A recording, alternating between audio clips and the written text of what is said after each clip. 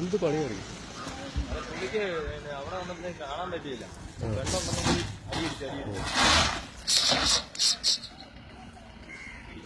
അടിയിടിച്ചു.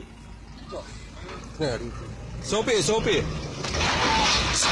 വണ്ടി നിർത്ത് സ്റ്റോപ്പ് ചെയ്യ് വണ്ടി സ്റ്റോപ്പ് ചെയ്യ്. ബമ്പർ കുത്തി കിടക്കുക. സ്റ്റോപ്പ് ചെയ്യ്. ഹാൻഡ് ബ്രേക്ക് അടി.